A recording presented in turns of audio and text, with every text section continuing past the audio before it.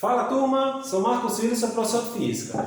A aula de hoje é sobre força, dinâmica, as leis do Newton, junto e misturado, pacote completo, tá? Vamos lá acompanhar essa viagem nossa toda aqui? Pessoal, então, vocês estudaram a cinemática, viram que tem a velocidade, tem a distância, tinha tempo, tem o deslocamento. Mas ei, para um pouquinho para pensar. Você já procurou saber o que causou aquele movimento? Muitos respondem, a vontade de ir, porque foi empurrado, que foi puxado, que foi lançado, foi chutado. Sempre tem um porquê. Pronto, é esse porquê que a gente vai ver aqui agora, ó, dinâmica. Ó. E o que a dinâmica estuda? É a parte da mecânica, que a mecânica é dividida em duas partes, né? Cinemática e dinâmica. Então a dinâmica é a parte da mecânica que estuda o movimento, relacionando agora as suas causas, tá? O que causou esse movimento? Tá bom, pessoal?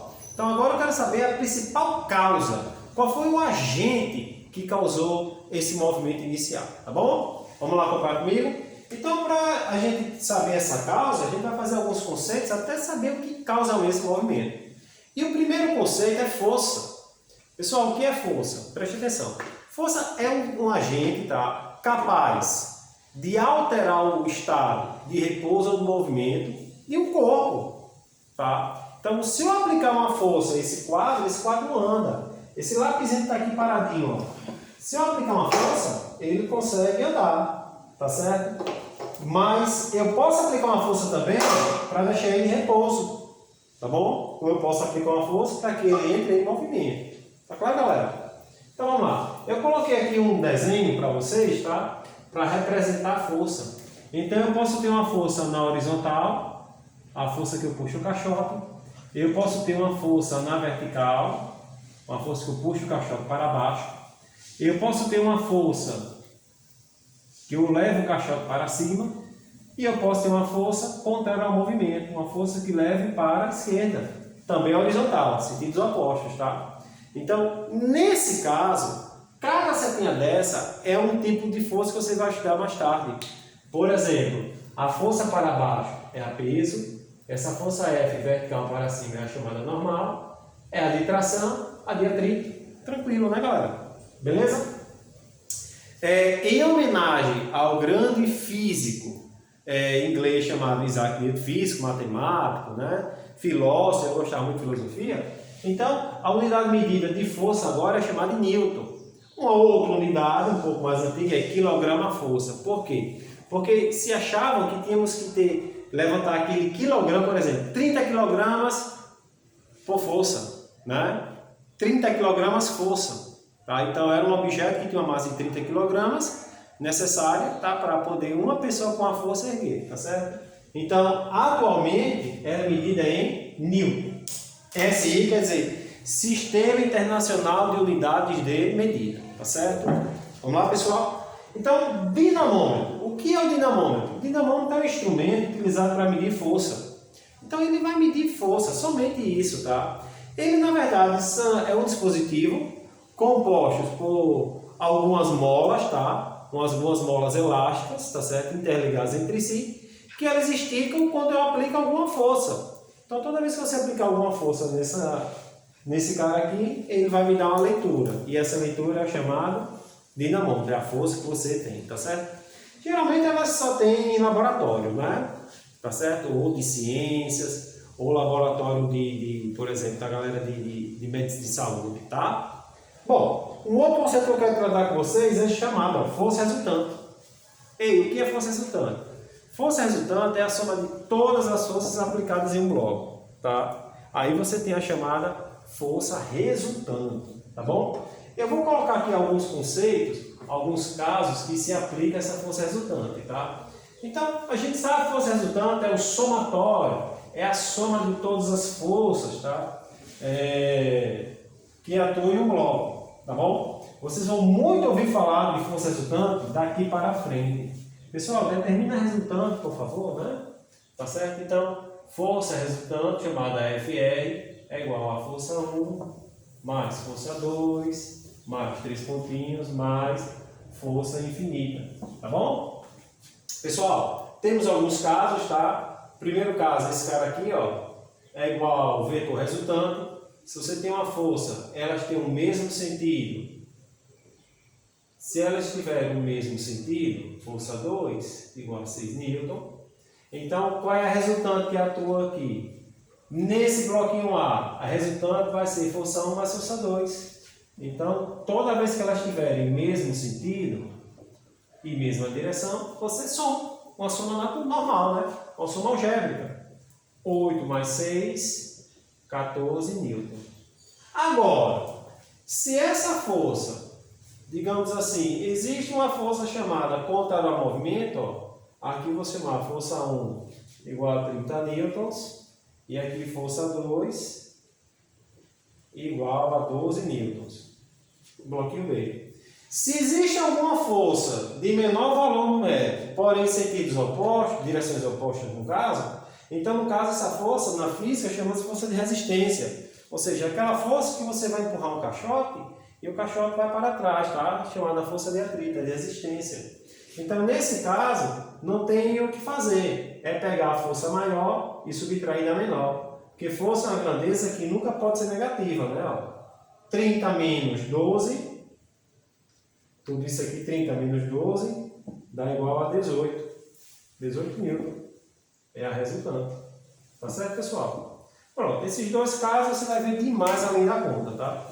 E temos também um terceiro caso. O terceiro ponto é justamente quando essa força, elas são perpendiculares entre si. E já sabemos quando você tem dois vetores perpendiculares entre si. Até porque força é um vetor, é uma grandeza vetorial. Então ela segue aquele padrão das grandezas vetoriais.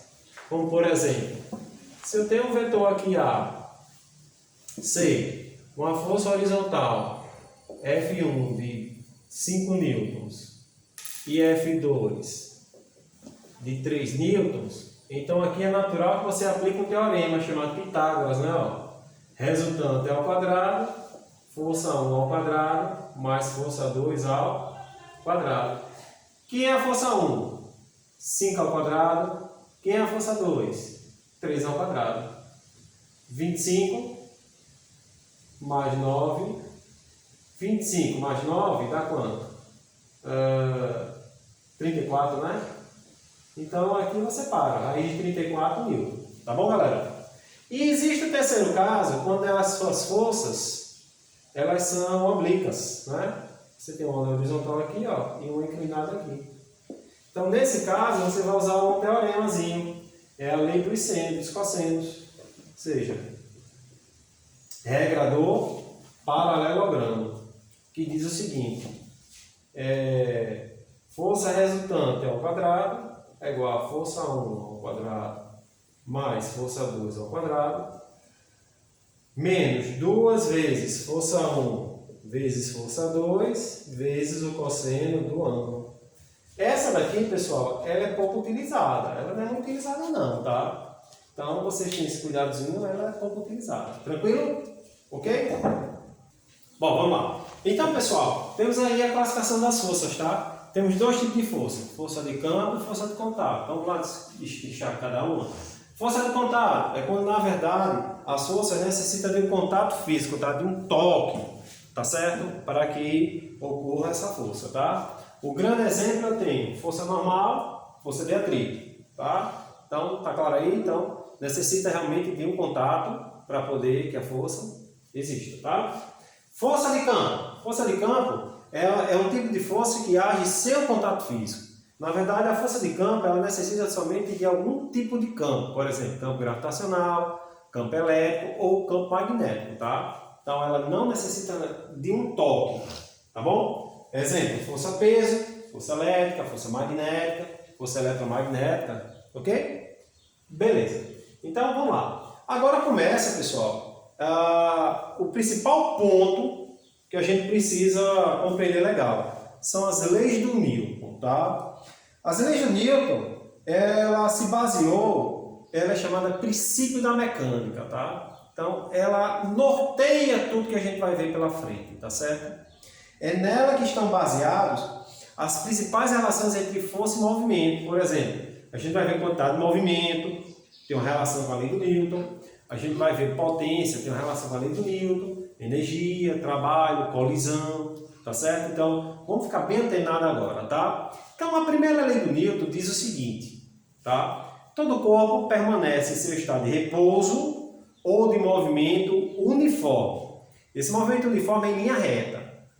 Caso contrário, uma força atue sobre ele, tá? Ou seja, vai existir uma força que vai atuar sobre esse corpo, tá bom? Ou seja, todo corpo continua em estado de repouso ou de movimento, retilíneo uniforme, a não ser que atue uma força externa diferente de quanto de zero. Se for zero, ele tem repouso, né? Aí eu coloquei um exemplo aqui, ó, cinto de segurança. Ora, colocamos o cinto de segurança para qual objetivo? Quando o carro parar, você não ser lançado para frente. E quando ele arrancar, você não ser lançado para trás, tá certo? Tenha esse cuidadozinho, tá? Quando você está em um ônibus, em um trem, em um navio, o cara diz, segure para não cair. Por quê? Porque a partir do momento que você não segurar no corrimão dos ônibus, não segurar no corrimão dos trens, enfim, não se apoiar, assim que ele frear, você vai para frente, você vai sentido contrário ao movimento, tá? Porque você vai de acordo com a inércia. A primeira lei é a lei da inércia, tá bom? Então, quando as pessoas falarem que você está em inércia, não é coisa boa não, viu, galera? Inércia quer dizer livre de ação de forças, ou seja, nada atua sobre você, tá? Coloquei um exemplo aqui, vamos imaginar que o cara tem um caixote cheio de bolinhas, descendo assim com rampinha, tá bom? No momento que eu colocar aqui, ó, criar aqui um obstáculo, e esse caixote cheio de bolinhas bater nesse caixote, o que vai acontecer com essas bolinhas? Ora, todas serão lançadas. Por quê? Porque aqui existe uma força que atua sobre ele. Estão em repouso as bolinhas, ó. Se estão em repouso, nenhuma força atua sobre eles. No momento que ele bateu, tá? Elas foram lançadas para frente. Certinho, pessoal? Tranquilaço? A segunda lei de Newton. A primeira foi a lei da inércia, tá? A segunda é chamada princípio fundamental da dinâmica, tá certo? O que o Newton pensava sobre isso? Ele dizia o seguinte, que toda mudança de movimento ela é proporcional a uma força motora, tá? Uma força motriz, uma força geradora desse movimento, tá certo? E ela tem que ser proporcional à massa desse carro, tá certo, pessoal? Então, resumidamente, o que é que ele quis dizer? Olha o conceito dele. A variação do movimento ela tem que ser proporcional à força motriz. Sendo que essa força motriz, atualmente explicada, ela fica caracterizada, como entendemos hoje, que é um produto da força aplicada a massa e aceleração, tá? É justamente essa força motriz que ele citou, que ele não cita a massa e aceleração. Dá-se na direção da reta, no qual ela é aplicada, tá certo, pessoal? Então, a segunda lei do Newton, ela é semelhante ao teorema do impulso, tá? É bem semelhante mesmo. Sabendo que o teorema do impulso, você tem I é igual a ΔQ, tá certo? Porque ele fala a variação do movimento, ó, tá bom? Quem é I? Esse cara aqui é o chamado teorema do impulso. É o teorema do impulso, galera. Sabendo que ΔQ, vou colocar aqui no cantinho, ΔQ é igual a m vezes v, ou seja, massa vezes a velocidade. Com isso, o teorema do impulso fica sendo o seguinte, igual a massa que multiplica velocidade final menos velocidade inicial. Tá certo, pessoal? Ok? Pronto, então o teorema do impulso é massa vezes velocidade inicial. Então, tranquilo, preste atenção. Como impulso, a gente sabe que o impulso I é igual a força vezes o ΔT, é a força aplicada a um certo tempo, tá? Impulso, para você ter uma noção, é o seguinte, por exemplo, algo, por exemplo, a bola vem bater no meu rosto, ela bate, amassa um pouquinho e depois ela desamassa, tá certo? Então o impulso é esse cara aqui, tá? Bom, então vamos lá, olha para cá. Se impulso é força vezes ΔT, olha como ele está filé. Então força vezes ΔT é igual a quem? A massa vezes a velocidade, tá bom? Como esse cara aqui, vamos isolar o ΔT, sim, resultante, né? Então a força resultante é igual a massa vezes a velocidade sobre o ΔT.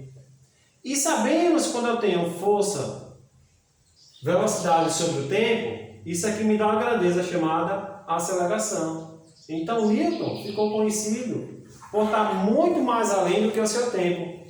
Ele demonstrou a segunda lei do Newton já pensando no teorema do impulso, galera, tá? Na quantidade de movimento que o corpo possui, que o corpo apresenta, tá? Então, essa segunda lei do Newton, para mim, é uma das mais importantes. Por quê? Porque para você poder mover um carro, você necessita de uma força. Para mover um caminhão, necessita de outra força, tá? Tá certo? Porque as massas, elas são diferentes, tá certo? Aqui você tem FR, quer dizer, força resultante. Você tem que M é a massa. Essa massa deve estar em quilogramas, kg, tá? Quilogramas. E A é a chamada aceleração.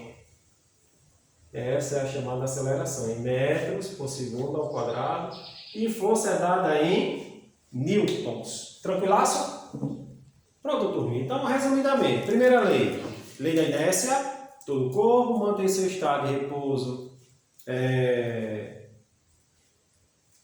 em movimento, caso contrário, uma força atua sobre ele. Segunda lei. Princípio fundamental da dinâmica, tá? Onde diz que a variação da quantidade de movimento é igual ao impulso inicial, tranquilo?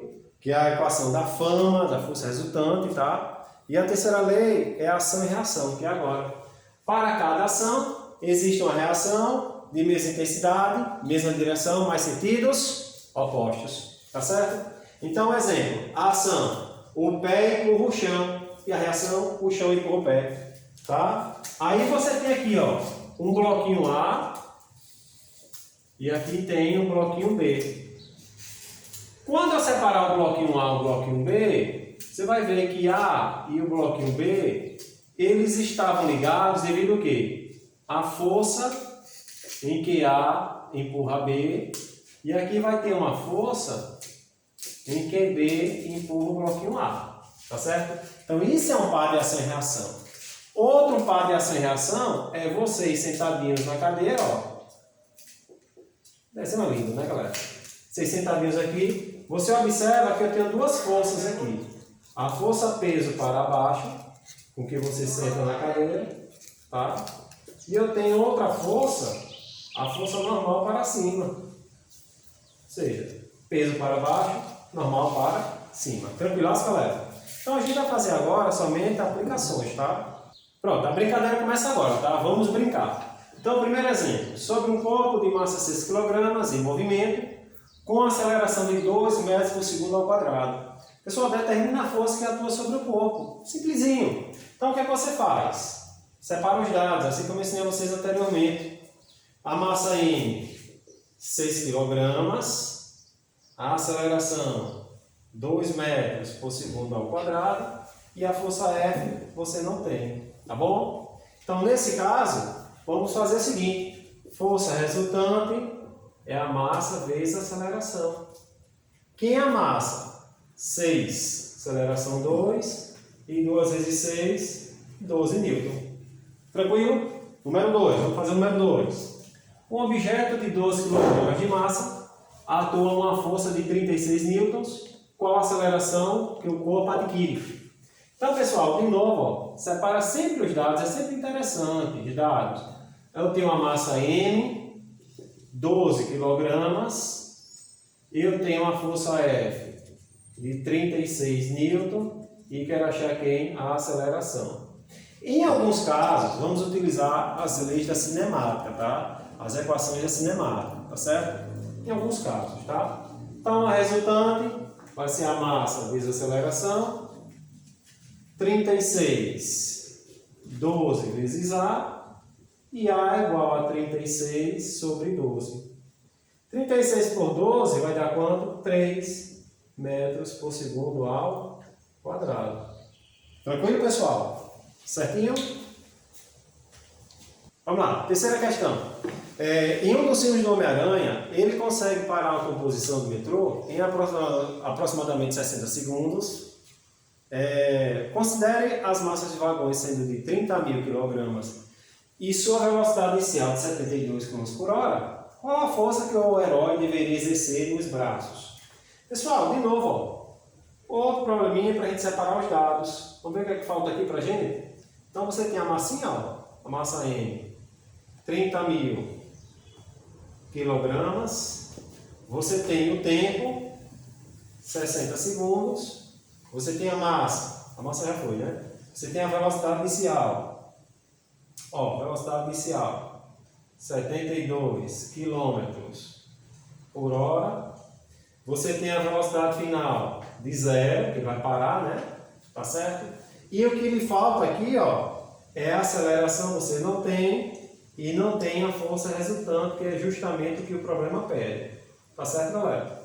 Então você tem dois trabalhos aqui, dois detalhes, tá? Primeiro detalhe, aí a gente abre uma observação aqui. Você vai precisar, em alguns casos, dessas leis aqui, A aceleração é a variação da velocidade sobre a variação do tempo. V igual a V0 mais A vezes T.